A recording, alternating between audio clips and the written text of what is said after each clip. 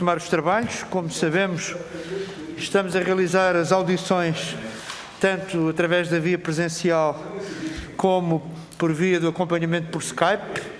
A sessão é aberta e temos neste momento connosco o Sr. Dr. Manuel Soares, que é simultaneamente o Presidente da Associação Sindical dos Juízes Portugueses. Estas audições foram sugeridas por vários grupos parlamentares e foram dirigidas, digamos, à pessoa em si e, portanto, há, digamos, um critério, de acordo com os proponentes, de escolha da personalidade e, naturalmente, em função também das posições que são conhecidas e que, entretanto, já foram, de alguma maneira, tornadas públicas, mas este é o momento certo para a reflexão sobre a matéria. E a matéria, como o nosso convidado para esta audição conhece, é um projeto de lei do PAN sobre a matéria das organizações e associações referidas como discretas, em sede de obrigações declarativas, bem como uma proposta de alteração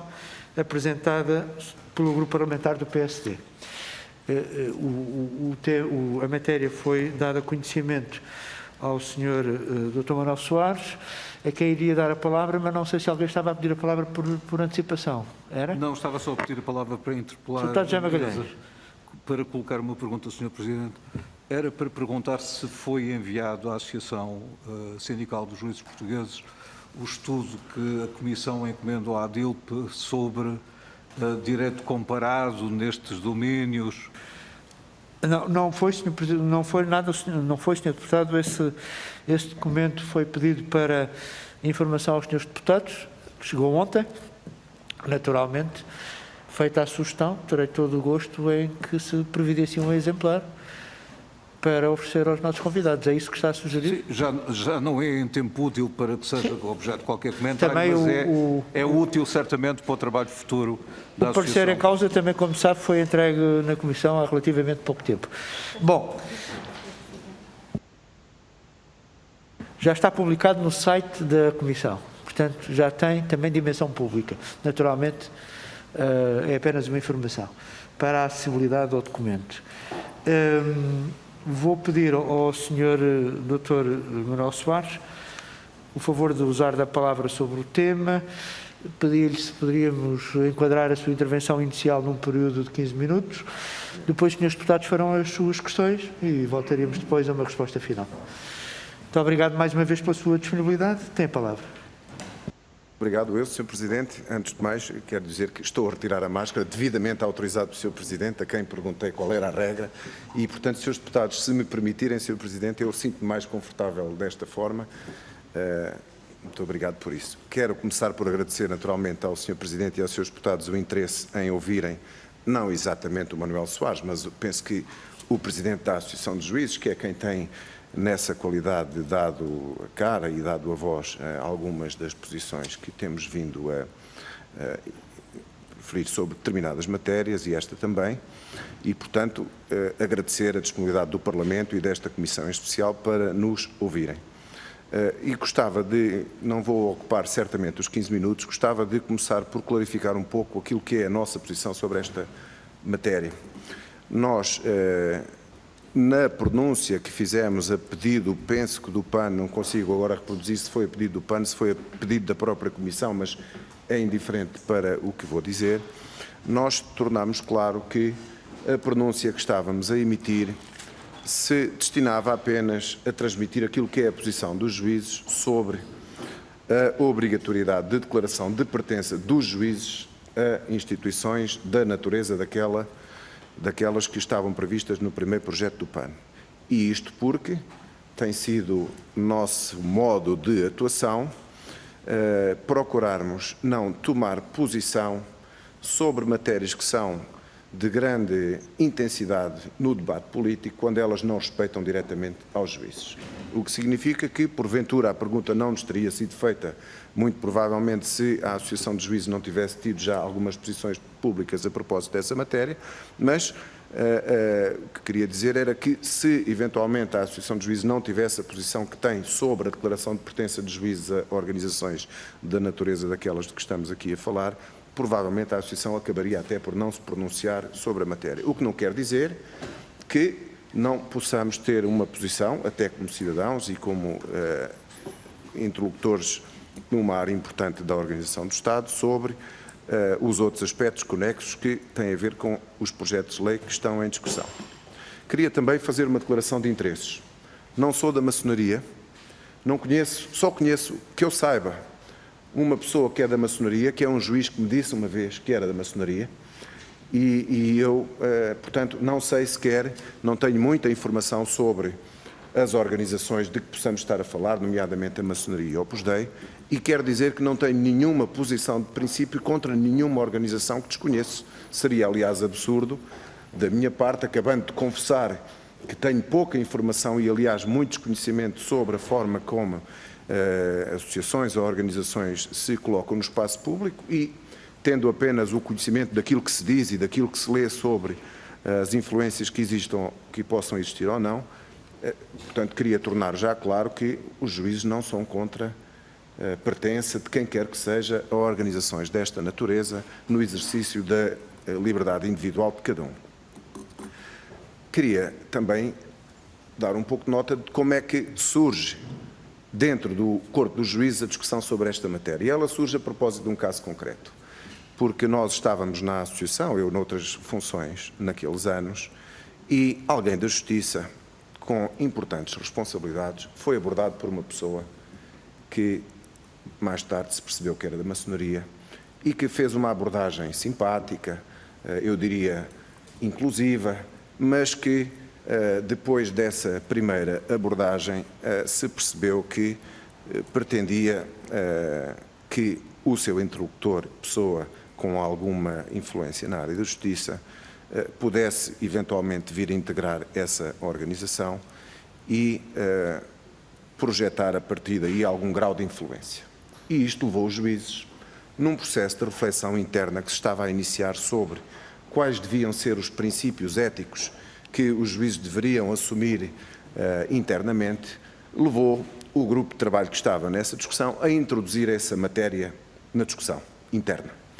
E a pergunta foi, faz ou não sentido que na discussão sobre a ética dos juízes se introduza um princípio de incompatibilidade ou ao menos de obrigação ou de dever de declaração a juízes que possam pertencer a entidades que, pelos seus estatutos ou pela forma de funcionamento, exijam dos participantes a prestação de compromissos que não são públicos nem sindicáveis. E é neste contexto, depois de um debate interno que demorou um ano e que implicou a audição até de muitas entidades e consulta com muitos juízes, que vem a ser aprovado esse documento que faz esta afirmação. É claro que nós temos bem a noção de que há uma diferença enorme entre um documento soft law, como é uma carta ética, de uma lei. Ou seja, mesmo para quem, como nós, aceita que no plano da definição dos princípios da ética dos juízes faz sentido estabelecer este guião, este princípio de que haverá uma incompatibilidade na pertença de juízes a este tipo de organizações que exijam esta prestação de compromissos que possam ser contrários aos compromissos públicos dos juízes, nós temos bem a noção que o passo seguinte, que é colocar isso na lei, exige um tipo de reflexão muito diferente. E, portanto, independentemente daquilo que venha a ser o resultado das leis que estão em apreciação, para nós o princípio ético mantém-se à mesma. Para nós a ética não é a lei, a ética é mais exigente que a lei e, portanto, nós achamos que o juiz deve autovincular-se a estes princípios, independentemente do que a lei possa prescrever ou não. E é nessa sequência que emitimos parecer no âmbito da regulamentação interna das obrigações declarativas a que se procedeu no Conselho Superior da Magistratura. Nós emitimos um parecer e pedimos ao Conselho Superior da Magistratura que, naquele modelo de declaração, no campo outros assuntos, que o Conselho encontrasse uma forma de regulamentar de maneira a que os juízes que tivessem pertença a esse tipo de organizações pudessem fazer aí essa declaração. E, do mesmo modo, fizemos a mesma proposta ao Conselho Superior dos Tribunais Administrativos e Fiscais no âmbito também da sua regulamentação interna.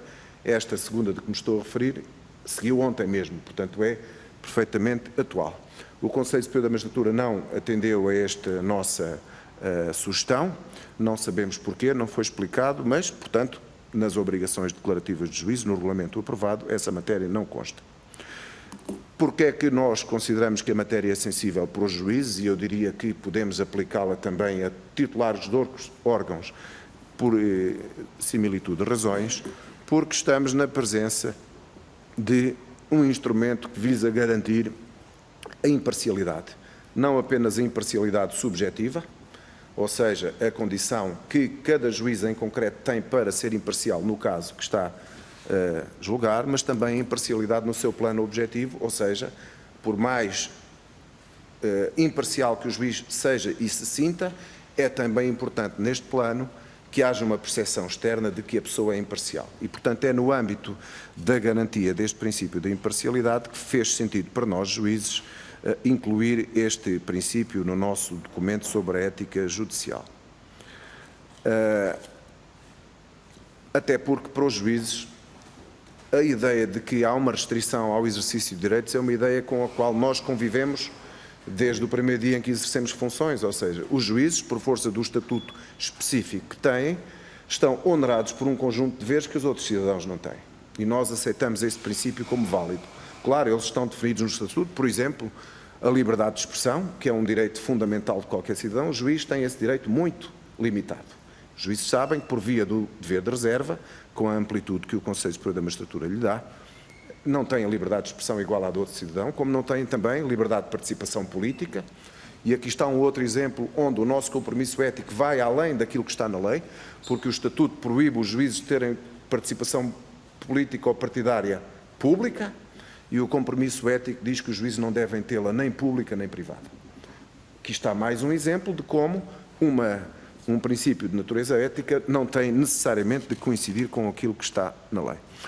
Para nós, juízes, o sistema de impedimentos, suspeições e recusas que está previsto na lei não resolve inteiramente, ou pode não resolver inteiramente, as eventuais incompatibilidades que se possam gerar pelo facto de determinado juiz, num caso, poder ter uma ligação a um interesse que esteja a discutir, seja por via da participação numa organização desta natureza, seja por outra via qualquer. Na medida em que, para que o juiz possa despoltar os mecanismos para se declarar impedido, é preciso que o queira fazer, e normalmente, se sentir que não o quer fazer, só o fará se souber que a parte, uma das partes que conhece e, portanto, que ficará, digamos, embaraçado se essa condição for revelada e se não fizer a declaração. Por outro lado, a parte também só poderá pedir a recusa do juiz com fundamento nessa quebra de imparcialidade se tiver acesso à informação relevante. O que significa que, se estivermos a falar da pertença a uma organização que não seja conhecida, isso pode levantar, eventualmente, problemas dessa natureza. Devo dizer, assim, à partida, como cidadão, que tenho dificuldade em aceitar a tese de que a maçonaria, a Opus Dei e organizações similares são organizações de malfeitores. Não consigo aceitar essa tese. Acho que ela não faz sentido no plano do senso comum. Mas também não consigo aceitar a tese contrária de que são entidades tão irrelevantes como a Associação Colombófila do bairro onde nós residimos. Acho que a verdade há de andar ao meio, algures no meio, porque tenho a impressão de que entidades dessa natureza que visam afirmar valores, transmitir valores e, sobretudo, que se colocam também no espaço público numa lógica de contacto com o poder, admito que possam existir, em circunstâncias ainda que excepcionais, a necessidade de assegurar maior transparência às pessoas que, exercendo funções públicas, possam pertencer a essas entidades. Naquilo que tem a ver com os titulares dos cargos públicos, os sujeitos obrigados nos termos da Lei 52 de 2019. Acho que temos todos de reconhecer que a questão é muito complexa. Ou seja, mesmo que o legislador, os seus deputados, queiram colocar na lei esta matéria, não é fácil encontrar uma formulação que satisfaça o objetivo que se possam propor. Porque a formulação do projeto de lei do PAN, muito semelhante àquela que está no compromisso ético dos juízes, percebe-se que ela visa encontrar uma formulação que apenas inclua determinadas organizações, E, portanto, nessa lógica percebe-se bem a intenção do Partido Social Democrata quando propõe que o dever de declaração se estenda a todas, à pertença a todas as associações, uma vez que, diria então, em abstrato, dependendo depois, evidentemente, da ligação concreta, qualquer pertença pode gerar no exercício de determinado cargo um problema de incompatibilidade, mas a proposta do Partido Social Democrata, como uma vez, aliás, tivemos a oportunidade de conversar à distância no programa da Renascença, tem o problema de, por ser tão abrangente, poder estar a incluir a declaração de pertença a instituições que podem, por força de outras normas, nomeadamente da Constituição, pode suscitar reservas de exercício da liberdade individual de cada um e de proporcionalidade, porque a Constituição permite a restrição de direitos fundamentais, desde que seja proporcional aos valores que se pretende proteger. E, na altura, lembro-me que no programa, com o Sr. Deputado e outros deputados, falou-se na possibilidade, bom, muito bem, se o Parlamento achar que está em condições, e que isso está certo, de tornar obrigatório um sistema de declaração, e se o problema é que, em certos casos, a revelação pública da pertença pode ofender direitos fundamentais, bom, pode então encontrar-se um sistema em que seja obrigatório declarar a pertença a todas as entidades associativas, mas depois haja uma entidade, por exemplo, a entidade encarregada de fiscalizar as declarações de rendimentos prevista na Lei 52 de 2019, uma entidade que recebe todas essas declarações, mas só tornará públicas aquelas em que existe uma probabilidade séria do titular daquele órgão vir a ter um conflito de interesses. E, portanto, a tal associação colombófila do bairro, em princípio, essa entidade não teria sentido que revelasse a pertença do titular de um cargo a uma organização dessa natureza ou a outras em que podem estar em causa o exercício da liberdade com valores que têm a ver com a sexualidade, com a saúde, com a reserva da vida privada e da intimidade e, portanto, talvez por aqui se pudesse encontrar uma formulação, se for essa a vontade política do Parlamento, para, mantendo o dever de declaração e, nessa medida, assegurando o princípio da transparência de uma forma mais cabal, proteger ao mesmo tempo a reserva da vida privada de cada titular de órgão quando essa revelação fosse desnecessária para o fim para o qual tivesse, enfim, para o fim e para a natureza do órgão que estivesse em causa. Portanto, senhores deputados, Sr. Presidente, eu penso que, no essencial, assim, na abordagem que quereria fazer, ao transmitir isto, já estou, de alguma maneira, a dizer que posição geral tem os juízes sobre esta matéria. Muito bem, muito obrigado. Vamos então passar agora às questões dos senhores deputados. Vamos começar pelos senhores deputados que tomaram a iniciativa legislativa. O senhor deputado André Coelho Lima, faz favor. Muito obrigado, Sr. Presidente. Voltando à normalidade das audições, queria agradecer ao Sr. Dr. Manuel Soares a circunstância de ter querido estar connosco e partilhar as suas perspectivas. Dizer, uma vez que esta audição foi solicitada pelo PSD, dizer que tivemos a perspectiva institucional das audições, ou seja, na medida do possível, o objetivo que pretendemos com estas audições é não ter aqui, enfim, pessoas que tenham opinião, ou comentadores ou colunistas, mas ter pessoas que representem instituições. E esse foi o nexo central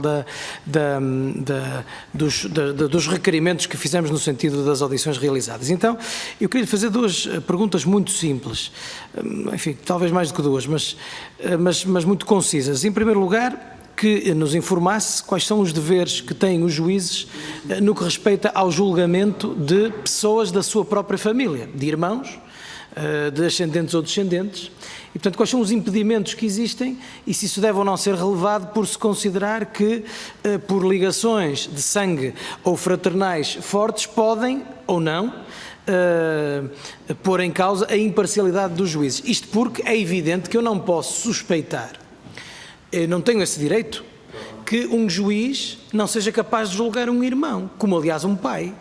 Um pai com vários filhos é capaz de julgar diferentemente um do outro. Portanto, eu não posso considerar que um juiz não é capaz de dever de imparcialidade perante pessoas da sua família. O que quero saber é se a lei considera que essa é uma obrigação declaratória ou declarativa relevante.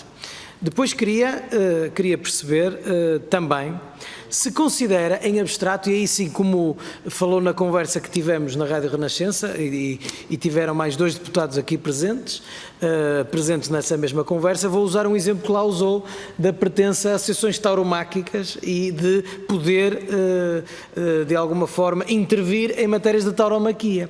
Eu não posso, e faço comentário, faço a pergunta e faço o comentário, eu não posso considerar que uma pessoa que tenha uma empresa não possa participar em debates de economia, como não posso considerar que uma pessoa que é defensor da tauromaquia esteja impedido de participar no debate sobre a tauromaquia.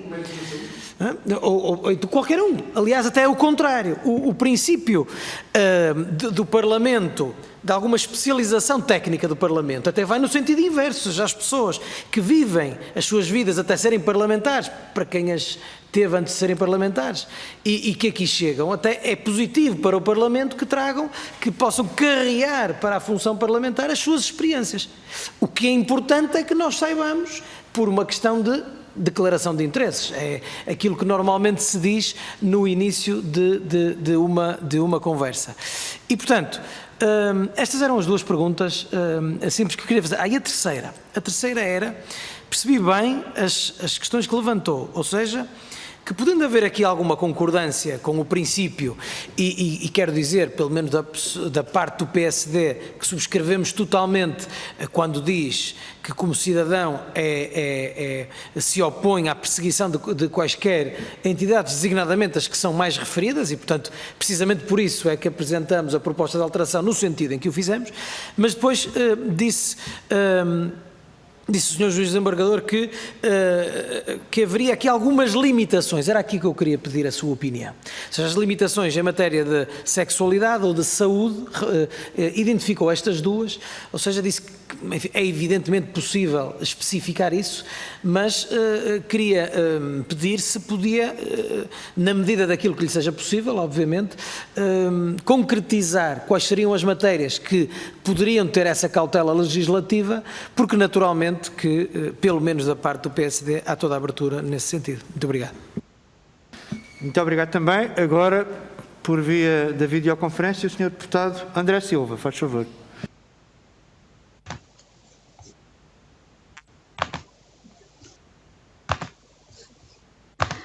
Senhor Presidente, boa tarde. Estão-me a ouvir? Perfeitamente, Sr. Deputado. Então, boa tarde a todos. Começo por agradecer em nome do PAN a presença do Sr. Presidente da Associação Sindical dos Juízes Portugueses, o Sr. Juiz Desembargador Manuel Soares, e em especial também por o saudar pela sua reeleição para o cargo que preside e pelo esforço que tem feito por apresentar propostas de aprofundamento da transparência e do combate à corrupção. Eu, seguindo um bocadinho o seu rap, também faço uma declaração de interesse e, portanto, não sou maçom, e seria, de facto, muito interessante que todas as pessoas nesta sala e neste debate pudessem, no fundo, declarar os seus eventuais conflitos de interesse.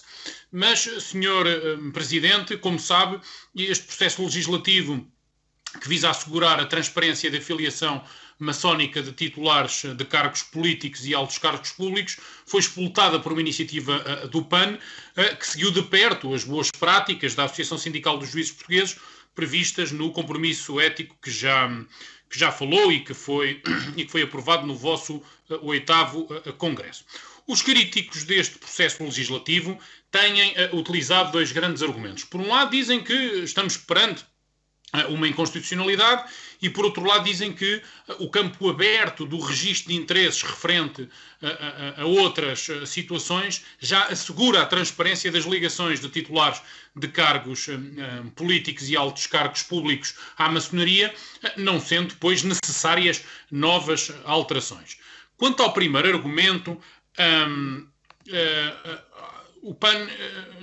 ao PAN parece-nos que não colhe porque estamos, conforme afirma Jorge Miranda, estamos no âmbito de uma exigência de ética republicana que concretiza um princípio geral de transparência que deve dominar a vida política. Além disso, este dever adicional de transparência que se quer introduzir já está previsto desde 2014 relativamente aos candidatos a membros do Conselho de Fiscalização no âmbito do Sistema de Informação da República Portuguesa, e hoje, se um titular de um cargo político ou titular de alto cargo público ocupar um cargo dirigente na maçonaria, por exemplo, grão-mestre, terá de o declarar no seu registro de interesse. E isto é relevante, nunca foi considerado em algum momento inconstitucional ou violador da Convenção Europeia dos Direitos Humanos. De resto, o Tribunal Europeu dos Direitos Humanos ou o insuspeito Tribunal Constitucional alemão nunca apontaram qualquer problema à norma em vigor no Estado alemão da Baviera,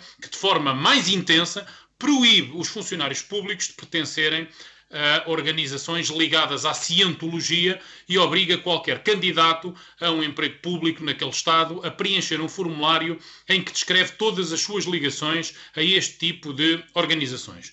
E, portanto, o Sr. Juiz Desembargador acha que, considera que, como dizem os críticos destas propostas, existe mesmo uma inconstitucionalidade ou uma violação da Convenção Europeia dos Direitos Humanos? Será que nos devemos preocupar com a distração do Tribunal Constitucional Alemão ou do Tribunal Europeu dos Direitos Humanos, que não têm visto estes problemas durante tantos anos?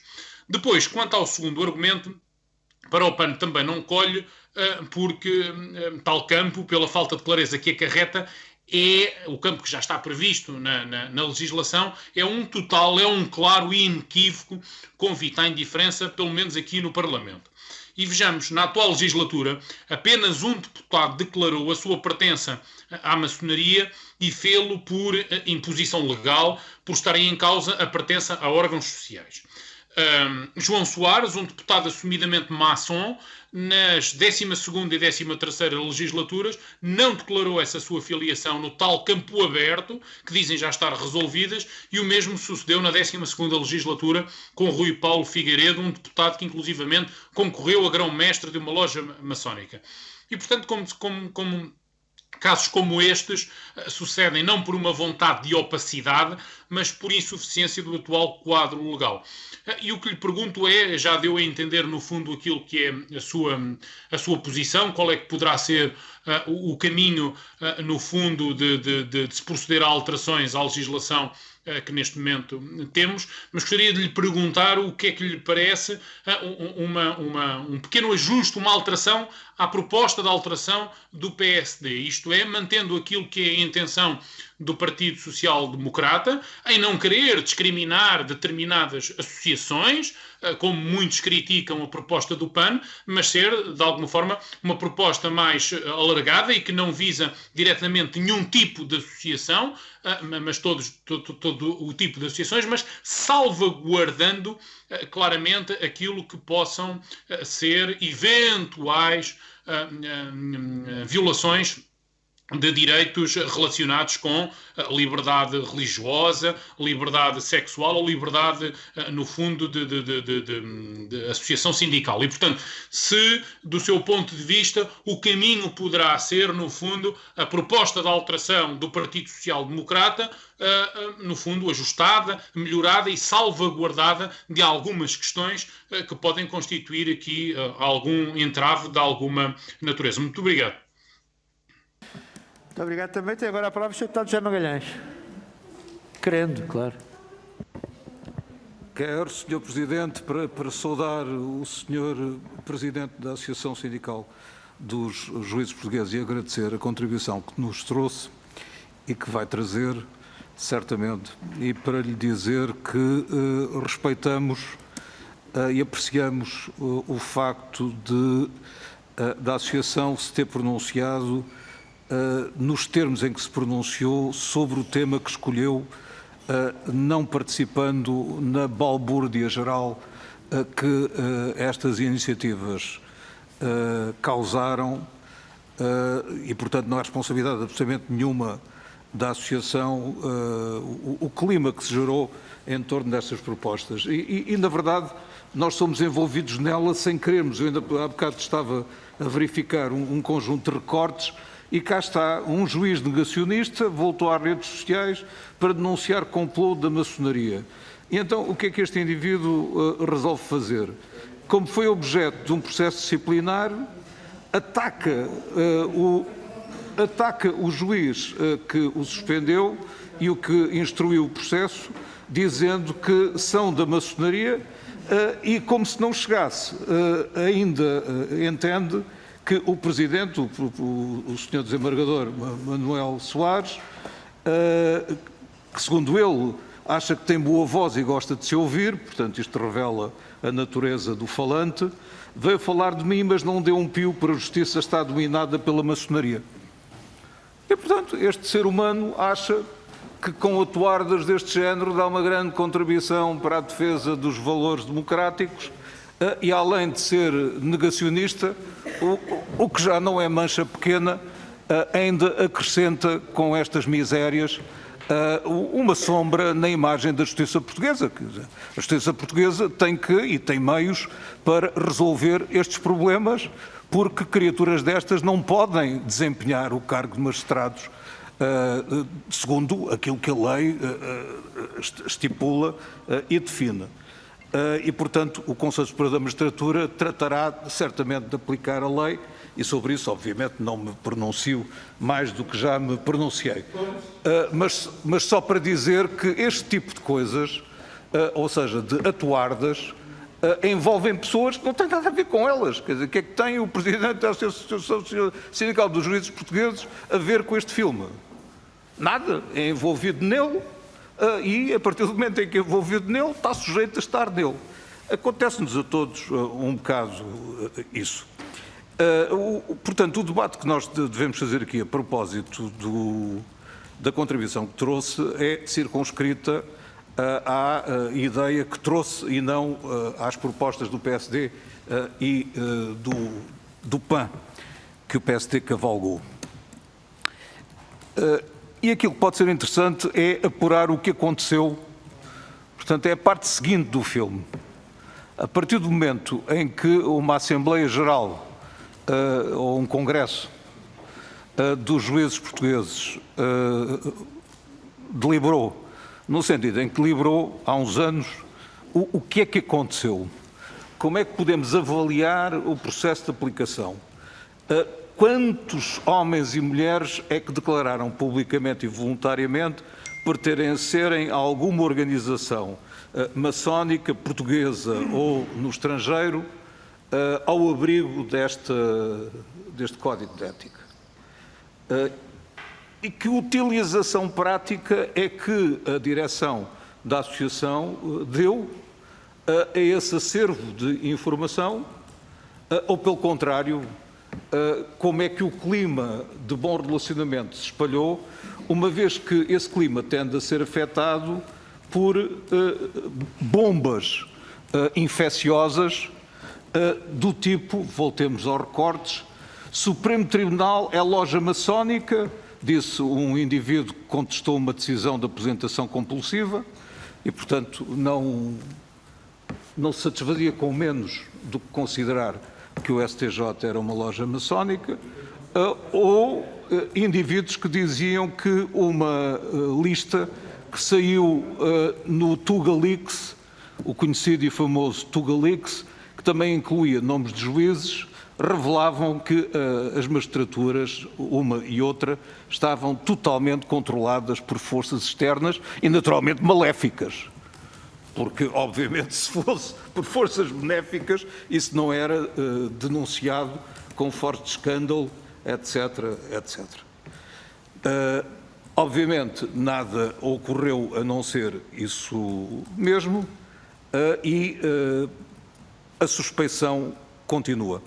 E, portanto, que armas é que, para combater a suspeição, se pode usar sem invadir, digamos, garantias da Constituição? Eu devo dizer que, em relação à ideia que adiantou publicamente, e que agora repetiu, de confiar à entidade de transparência a escolha entre a revelação ou não revelação de uma determinada condição, eu não diria que a razão treme ou o coração se aperta, porque essa entidade, que é composta, como sabe, por 3 pessoas, nomeadas por 8 juízes do Tribunal Constitucional, obrigatoriamente, portanto, uma maioria qualificada de 8 juízes do Tribunal Constitucional,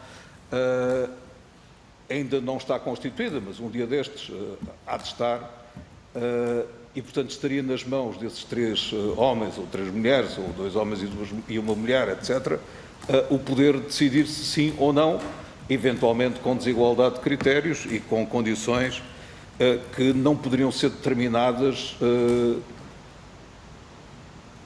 enquadradas legislativamente com um mínimo de precisão. E, portanto, a margem de manobra para o arbítrio poderia ser francamente grande, eu diria mesmo intolerável. Mas compreendemos a razão pela qual se inclina para isso, é que é muito difícil definir os parâmetros legais, para não dizer impossível, como aliás quase disse, mas não disse, registámos exatamente os termos em que se pronunciou. Portanto, deixávamos estas interrogações, Sr. Presidente. Obrigado, Sr. Deputado. Tem agora a palavra o Sr. Deputado João Oliveira. Obrigado, Sr. Presidente. Quero cumprimentar o Dr. Manuel Soares e agradecer o contributo que já aqui nos deixou e que, sem pretender fazer... Sem pretender inverter a ordem das coisas, que de resto já tínhamos também aprofundado, de facto, naquele debate em que tivemos a oportunidade de participar, mas eu queria dizer, Sr. Dr. Manuel Soares, que vai-me perdoar que eu faça isto, mas a dialética da discussão acho que obriga a que não partamos sempre do mesmo ponto para discutir matérias que vão tendo evoluções do ponto de vista dos contributos que vão sendo dados, dos argumentos que vão sendo utilizados. E na audição imediatamente anterior, nós ouvimos do professor Adelino Maltês que os membros da maçonaria não farão a declaração que se pretende que seja obrigatória se ela for instituída. Isto não é propriamente surpresa, sobretudo para quem já tinha chamado a atenção para a inutilidade da obrigatoriedade, considerando as matérias de que estamos a tratar. Mas eu julgo que aquela audição tem de facto esse condão de ser assumido às claras que aquela preocupação que o PCP tinha suscitado relativamente à ineficácia de uma declaração como aquela que é proposta é assumida diretamente da forma como foi, e acho que esse elemento é um elemento relevante que leva à confirmação de uma outra questão que nós também já tínhamos suscitado. É que não se vislumbra como é que essa circunstância possa ser investigada, verificada ou eventualmente punida, se a declaração for mesmo obrigatória e se o incumprimento dessa obrigação tiver alguma sanção. E, portanto, eu pego nesta audição, no resultado desta audição anterior, para... ia dizer para voltar à estaca zero, mas acho que não é propriamente na estaca zero que estamos de novo, mas para voltar de facto a estes elementos que tínhamos desde o início desta discussão o PCP tem sublinhado, porque o que resulta disto é uma de duas coisas: ou a obrigação é definida nos termos em que o PAN a propõe e o resultado da obrigatoriedade da declaração será zero. Portanto, parece-me que essa é uma constatação de facto, ou a obrigação é aquela que o PSD propõe e a declaração será zero relativamente a este tipo de entidades, mas a declaração da pertença às associações de bairro ou columbófilas, cujo interesse também já vimos que é manifestamente residual face aos objetivos que se propõem e, portanto, também de proporcionalidade duvidosa, e ainda a declaração da pertença àquelas associações cuja declaração pode, de facto, causar algum prejuízo, nomeadamente as declarações que resultem na identificação da pertença a sindicatos, a associações que permitam, que envolvam a declaração relativa à orientação sexual ou, eventualmente, que envolvam dados de saúde, portanto, matérias que já também identificámos naquele outro debate que tivemos a oportunidade já de referir. E, portanto, de facto, nós estamos confrontados com uma circunstância em que os objetivos que são manifestamente objetivos que eu julgo que dificilmente alguém pode recusar. De se encontrar alguma solução que permita avançar em matéria de transparência nas condições de exercício de cargos políticos e altos cargos públicos, de facto confrontam-se com estas dificuldades várias que não são propriamente encorajadoras do ponto de vista da solução a encontrar. Eu ainda assim queria colocar-lhe duas questões concretas a partir dos elementos que aqui nos deixou. Em primeiro lugar, de saber se a Associação Sindical dos Juízes Portugueses vê alguma forma de dar eficácia a este objetivo de maior transparência e, portanto, transformação em texto legal daquilo que, em relação aos juízes, está já definido como compromisso ético e se encontra nesta miríade de dados contraditórios, se a Associação Sindical dos Juízes Portugueses encontra alguma forma de garantir essa eficácia do ponto de vista da transparência e se, por outro lado, em relação àquela questão que referiu no início, na sua intervenção, em termos de delimitação de eventuais danos que possam ser causados por via de uma declaração obrigatória, se encontram também do ponto de vista da solução legal alguma formulação que possa assegurar essa delimitação de danos a causar por uma obrigatoriedade de declaração. E, portanto, ficava com estas duas perguntas para saber se também desse ponto de vista há alguma base de reflexão da Associação Sindical dos Juízes Portugueses que mais em concreto nos possa ajudar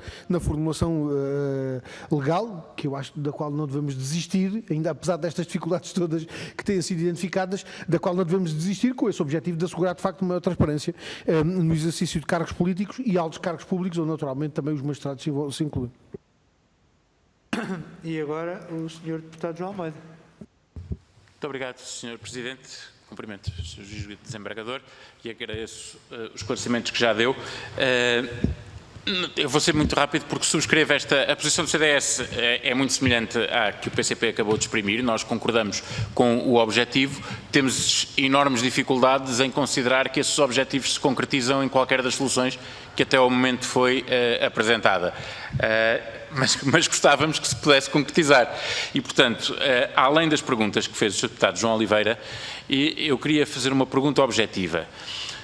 O Sr. entende que com o texto do bloco, com o texto do PAN ou com o texto do PSD, que está assegurado que relativamente às entidades que são referidas na exposição de motivos do PAN, que qualquer elemento que pertença, que esteja ligado, que eu não quero até fechar o conceito para não excluir hipóteses, mas que qualquer pessoa ligada tenha um vínculo a este tipo de organização terá de o declarar com um ou com outro.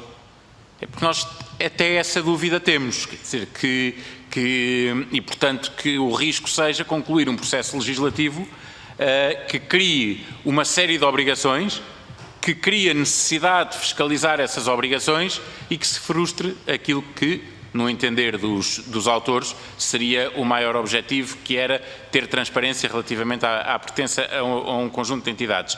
Dizer apenas que eu percebo aquilo que disse relativamente a salvaguardar informação que não tem qualquer utilidade, mas eu penso que constitucionalmente o que está protegido é a própria pertença e, portanto, declarar, ainda que seja uma entidade intermédia, poderá já violar aquilo que é relativamente a este tipo, não aos columbófilos e por aí fora, mas relativamente a outro tipo de entidades que o titular de cargo político ou de alto cargo público entenda que essa declaração põe em causa direitos constitucionais que tem, o facto de a declarar a uma entidade intermédia não resolve o problema, porque aí, se o direito constitucional existe, é para qualquer tipo, pergunto também, acho que é para qualquer tipo de declaração e não fica protegido por ser feito a uma entidade intermédia que possa evitar a exposição pública,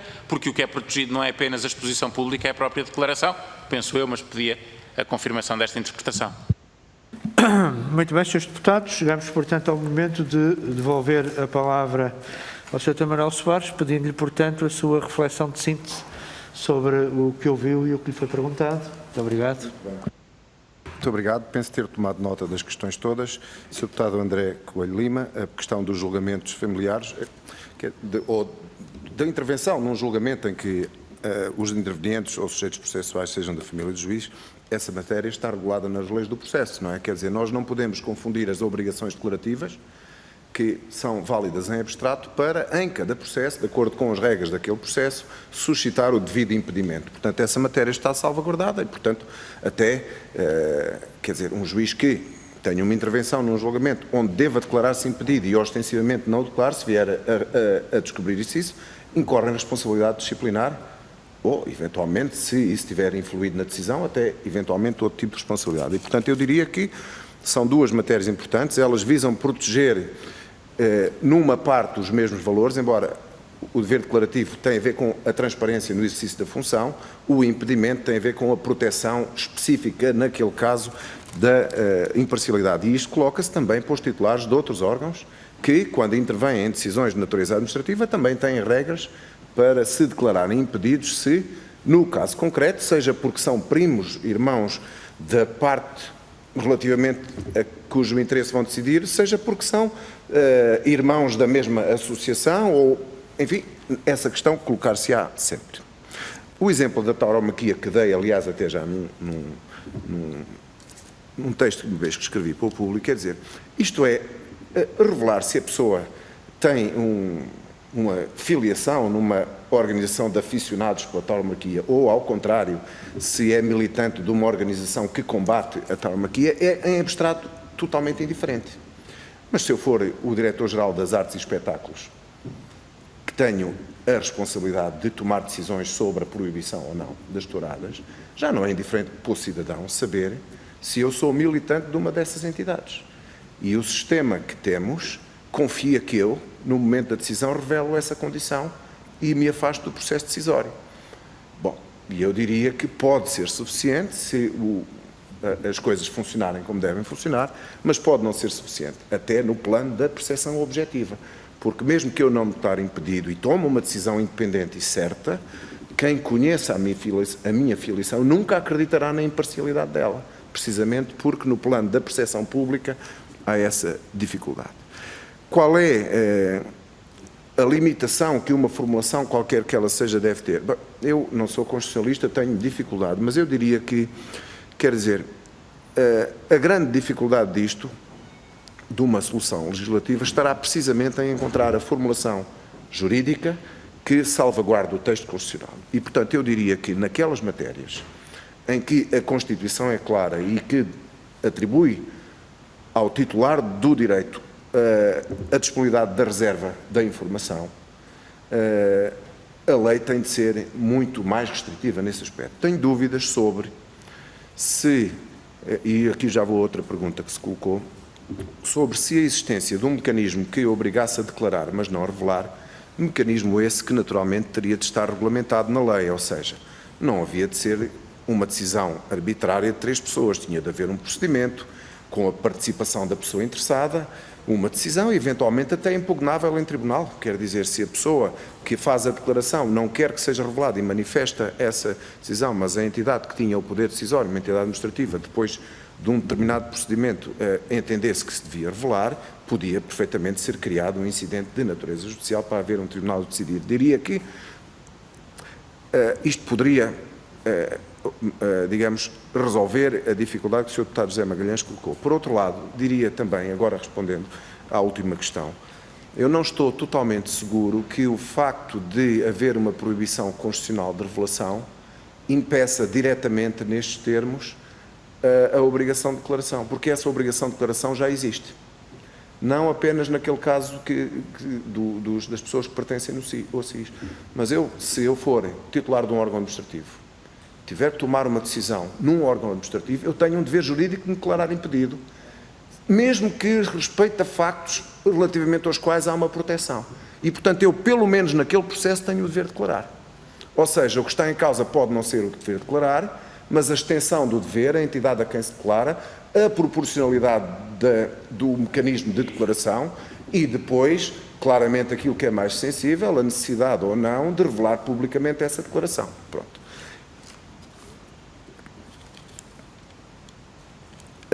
O Sr. Deputado André Silva, do PAN, colocou a questão de saber se aquela indicação voluntária, bom, eu penso que aqui eu diria como observador, o debate já evoluiu no sentido de se perceber que uma solução dessa natureza não resolve o problema.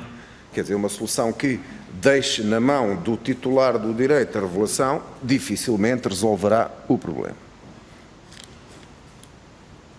E eu diria que aquilo que a Assembleia da República tem de decidir é saber em que medida e com que extensão é que a proteção do princípio da transparência no exercício de altos cargos públicos, os que estão previstos na Lei 52 de 2019, justifica ou não a restrição de direitos fundamentais individuais de cada titular, como acontece aos juízes. Quer dizer, não há nenhum juiz que tenha dúvida sobre a proibição de participação política ativa e pública e que nenhum juiz questiona, que eu conheça, a constitucionalidade dessa norma que proíbe de forma expressa o exercício de uma atividade dessa natureza. Como nenhum juiz questiona, aliás, já questionou e penso que o Tribunal Constitucional não validou esse questionamento, nenhum juiz questiona que o dever de reserva o impede de ir para a praça pública explicar porque é que decidiu assim, porque é que decidiu assado e dar satisfações fora da sentença no seu próprio processo. E, portanto, eu diria que o problema está em saber qual é a extensão que o Parlamento está disposto com que extensão é que está disposto a legislar no sentido de proteger o princípio da transparência. Mas não tem de declarar um partido. Não, penso que não. Nos termos da lei, um juiz pode, nos termos de estatuto, pode ser militante de um partido. Mas, de acordo com o nosso compromisso ético, não pode. Ou seja, há um princípio ético que desaconselha essa pertença. O juiz, portanto, eu acho que pode ser militante de um partido, porque isso não é atividade política ou partidária pública. Desde que depois não participe em iniciativas de natureza pública, e já houve juízes que participaram, isso veio na comunicação social, e foram punidos disciplinarmente. E bem.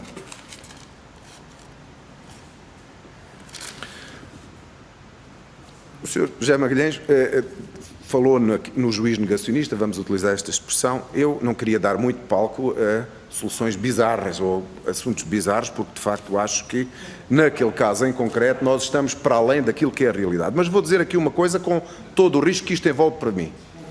O que envolve no sentido de se poder os meus colegas acharem que eu disse demais. Eu, tendo visto os vídeos que vi da situação que o Sr. Deputado está a descrever e à qual aludiu, eu acho que cada minuto que este senhor utilizar o título de juiz é um minuto a mais. Esta é a minha opinião pessoal. E, portanto, espero, como já disse e escrevi, que o Conselho Superior da Magistratura atue rápido e que aplique as regras que, a meu ver, devem ser aplicadas. O que é que aconteceu com o nosso compromisso ético? Ou seja, que influência é que isto acabou por ter na nossa vida judicial? Bom, Srs. Deputados, eu diria que o facto de haver um farol a iluminar as noites escuras e a dizer onde é que está o rochedo não impede que alguns capitães do barco se espatifem nos rochedos se não prestarem atenção ao farol. Mas o farol existe. Ninguém pode dizer que se espatifou no rochedo porque não há um farol ou a luz não existia. E, portanto, eu diria que as normas éticas têm esta função de, sendo refletidas e elas próprias autoassumidas pelas pessoas que se autovinculam a elas têm esta função de ser princípios indicativos de boas práticas. Não sei, com toda a franqueza, para além do caso que disse aqui no início, se há juízes que pertencem à maçonaria ou à Opus Dei ou a outra organização qualquer que se possa considerar semelhante, nem alguma vez, para ser totalmente franco, vi que na atuação dos órgãos que fazem a gestão da justiça ou a representação da justiça que houvesse influências dessa natureza. Eu não vi. Não sei se existe, se ela existiu, foi discreta, de tal maneira discreta que não se fez perceber. E, portanto, eu não sou capaz de dizer que essa influência existe. Mas o que sou capaz de dizer é que, no plano da ética, um juiz não é obrigado a fazer essa declaração. Se a não fizer, está a violar um princípio e merece a censura que os seus pares possam atribuir-lhe por violar esse princípio.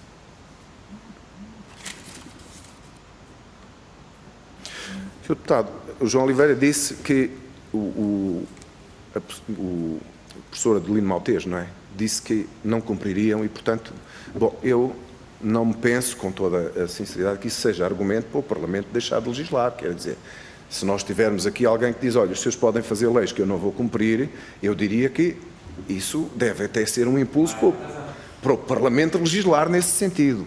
Porque as obrigações declarativas têm sanções a sua violação, quer dizer, se o titular de um cargo, olha, um juiz, se não declarar um incremento patrimonial superior a 50 salários mínimos, tem essa obrigação declarativa, e naturalmente eu, como juiz, posso dizer ao meu órgão de gestão, dizer, eu nunca vou declarar. Mas quer dizer, no dia em que se provar ou se apurar que eu tive um incremento patrimonial dessa natureza e não o declarei, tenho as sanções que estão previstas na lei. Portanto, o mecanismo que dotaria o sistema de eficácia seria, por um lado, permitir a existência de fiscalização e, por outro lado, havendo violação de um comando legal, a pessoa que tivesse deixado de declarar aquilo a que estava obrigada poder sofrer as sanções que estariam previstas na lei. E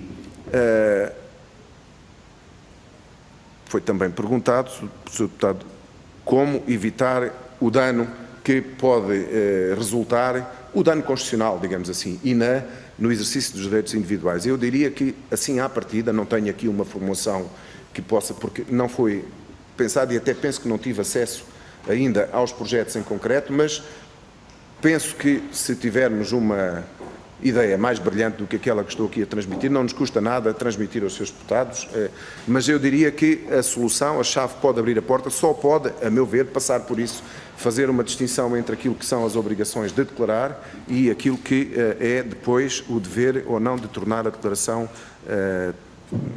publicamente conhecida.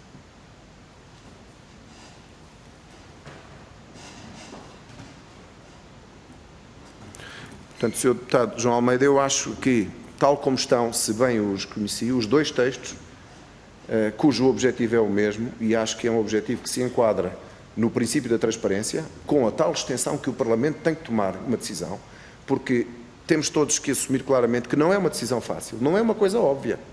Se fosse óbvio de que devia ser declarado ou que não devia, muito provavelmente não estaríamos aqui. Quer dizer, mesmo para quem, como eu, acha, relativamente aos juízes, que é um princípio ético certo, um juiz que pertence a uma organização dessa natureza, fazer essa declaração, mesmo quem tenha este pensamento, consigo aceitar que pôr isso na lei é muito mais difícil, porque há um conjunto de princípios. Agora, para os juízes tenho que dizer que seria mais fácil, na medida em que já está estabelecido num estatuto muito mais limitado, uma restrição de direitos, ou seja, o princípio de que os juízes têm os direitos individuais e de cidadania mais restringidos do que o comum dos cidadãos, esse princípio é conhecido. E os juízes, quando exercem, quando acedem à profissão, conhecem essa limitação. Eu não sei se respondi, Srs. Deputados, fui tomando aqui nota, mas às vezes já não consigo perceber a minha letra. Não sei se dei resposta, se houve alguma matéria que tivesse ficado para trás, e se esta é a minha última intervenção, e é com certeza, queria de novo pedir a palavra para agradecer aos Srs. Deputados e ao Sr. Presidente da Comissão a oportunidade que nos deram de vir aqui expor as nossas posições, que, como disse no início, que isso para nós é importante, se referem aos juízes, porque a responsabilidade a nossa como representantes dos juízes é essa. A responsabilidade dos seus deputados é muito mais vasta e, portanto, o que sabem é que se legislarem nesse sentido e se a legislação que vierem a aprovar afetar direitos individuais dos juízes, os representantes dos juízes dão aqui o seu acordo. Naturalmente, é uma formulação que seja juridicamente válida. Naquilo que tem a ver com os titulares de outros cargos, nomeadamente com os seus deputados, os membros do Governo, tudo isso, eu diria que a responsabilidade é vossa e a nossa opinião de juízes perde, diria, utilidade. Tenho a opinião como cidadão, que aliás já se percebe que é favorável, mas ela no processo, na dinâmica do processo legislativo é menos importante do que aquilo que se refere aos juízes. Muito obrigado. Creio que chegámos então ao final da nossa audição. Renovo também os agradecimentos para a disponibilidade revelada pelo Sr. Juiz Desembargador Dr. Manuel Soares e a todos declaro que estão encerrados os nossos trabalhos. Muito obrigado.